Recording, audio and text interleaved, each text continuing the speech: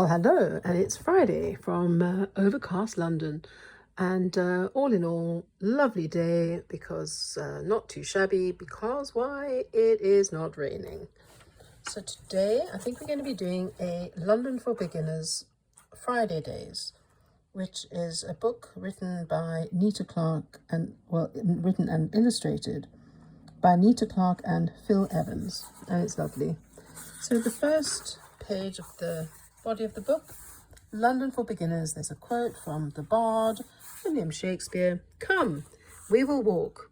I pray you, let us satisfy our eyes with the memorials and the things of fame that do renown this city." And you turn the page and it's hilarious because there's a little picture of Romans, it's like huts, London before the Romans. So here we go. As everyone knows, London is a Roman creation. When the empire conquered Britain, it was clear that the Thames River was of strategic importance.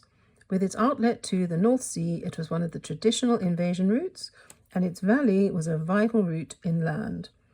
And then you see a little blob with Londinium and a quote, "Veni vidi pluvit," which is usually "Veni vidi conquer."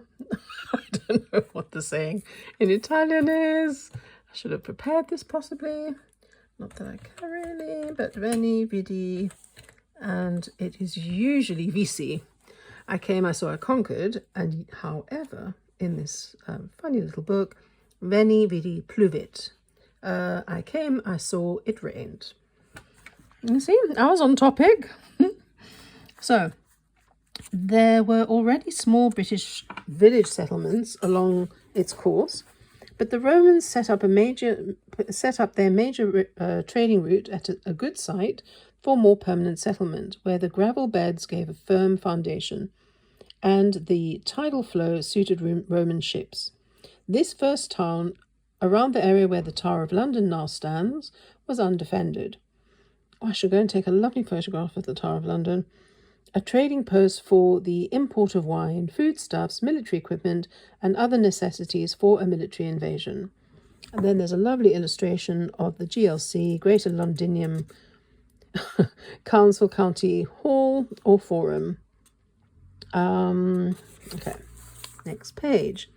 It soon fell to the first major British uprising against the invaders. It soon fell to the first major British uprising against the invasions and was sacked by Boudica and the Iceni tribes in AD 61. Some people like to say Boadicea, by the way, so these esteemed people say Boudica. So anyway, just know that it can be Boadicea. We could have a look at the debate and see how it gets resolved elsewhere. For the moment. So when the Roman governor Suetonius Paulinus decided that since the settlement was undefended, discretion was the better part of valor, and withdrew his troops. Great illustration of Boadicea en battle. The rebuilt settlement with its 3-mile Roman wall became the administrative, financial, and commercial center of the province. By the end of the 3rd century, almost 60,000 people lived, worked, and traded within its boundaries. Across the river where Southwark now stands, a suburb developed. Okay, not really. The city was known as a pleasant place to live. The state buildings and the homes of the rich, 8 Roman styles built of brick, stone, and tile. The labourers and peasants had to be content with huts and wooden houses. It's very different today, of course. It was also an exceedingly prosperous town for the wealthy, as the remains of Roman luxury goods show. So do the remains of industries, including brick fields, potteries, masons' yards, joiners' shops and mills, cobblers and foundries. Yeah, they are. What were they doing there? They were hammering away at something. Anvils, I think that's called. Anyway, then farms outside the walls supplied fresh food. Unpolluted water was still available from the Thames, the Fleet, and the Walbrook streams. The Roman city declined with the empire. By 457, refugees from Saxon and other raids on Britain were streaming into the town from all over southeast England. Life in the city kept going, however. Londoners already had the reputation as an independent lot. Under the Romans, it was neither a tribal centre nor a colonia, where ex-legionnaires were settled as a reserve of veterans in time of trouble.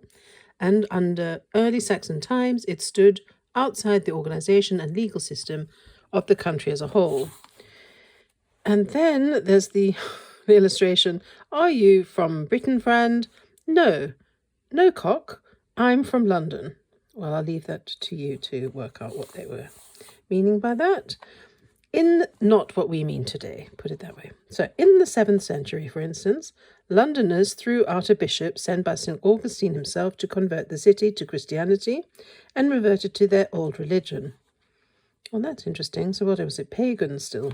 Anyway, so, this badge, it stands for Get Lost Christians, GLC. But actually that means the Greater London Council. The city was sacked by the Danes in 851.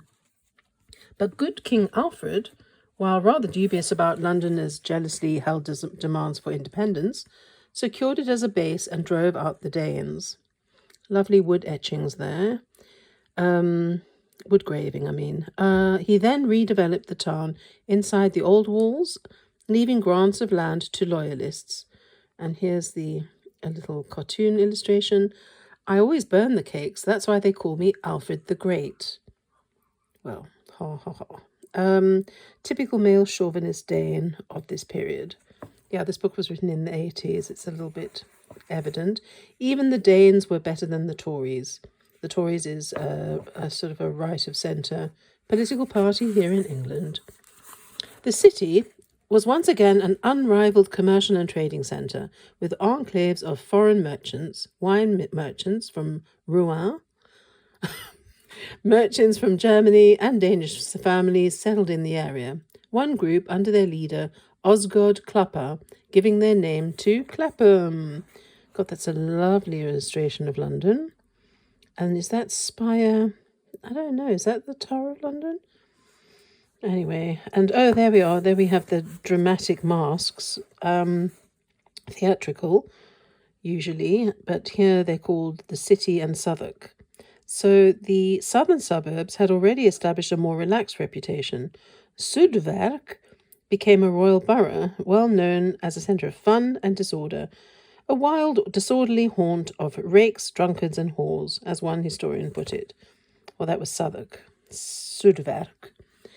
The centre of Westminster came into existence when Edward the Confessor resettled his court there around the new minister of St. Peter's on Thornia, or Isle of Brambles, one of the several islands, Chelsea, Isle of Shingle, Bermondsey, Bermonds Isle, and Battersea, Peter's Isle, in the marshy ground upstream from the city's western wall.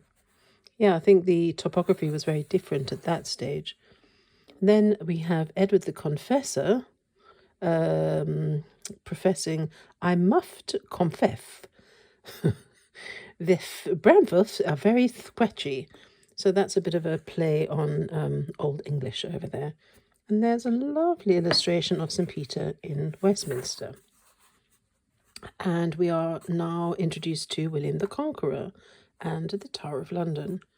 William the Conqueror didn't trust the inhabitants of London town. Straight after his coronation, he moved from Westminster to Barking until certain strongholds were made in the town against the fickleness of the vast and fierce populace of London town. One of these strongholds built to keep Londoners under the northern thumb, the White Tower, still stands, marking the eastern boundary of the wall. And we have an illustration of someone throwing a rock at, that's for King Harold Norman. So to the west, the royal enclosure at Westminster kept a close eye on the city. What's this thing we're holding? Oh, that's a coat of arms. Oh, that's a coat of arms. There we see arms of the city of Westminster. I've no idea, but if the locals turn nasty, drop it and run. Neither the Normans or their successors ever succeeded in controlling London entirely, and were never sure of its loyalty. Although grants of land inside the wall, well, London still is an island unto itself. Although grants of land inside the walls were continually made to royal supporters, most of the land and nearly all the trade, commerce, and manufacturing remained in independent hands. I ran out of breath at the end there. The independence of the city was confirmed by royal charters, while the organisation of the traders, merchants, and manufacturers into powerful guilds and trade associations meant that the commercial life was tied up in a series of tight-closed shops, which came to control most of the economic life of the country. Yeah, the guild hall here, the guild halls are beautiful here. Very close to E1, and yeah, I've been into some of them, and they are quite superb. Bow Bells, Turn Again, Whittington, Lord Mayor of London. Yes, there's a whole story about that, which I will talk about perhaps next time. Turn Again, Whittington. I think he gets to the end of the city, and then he looks back, and he says something that shall remain forever unuttered, because I would have to look it up. So Whittington's cat, what's the point? They won't let him into the guild. Bow Bells, Turn Again, Whittington, Lord Mayor of London. And so that's it for today.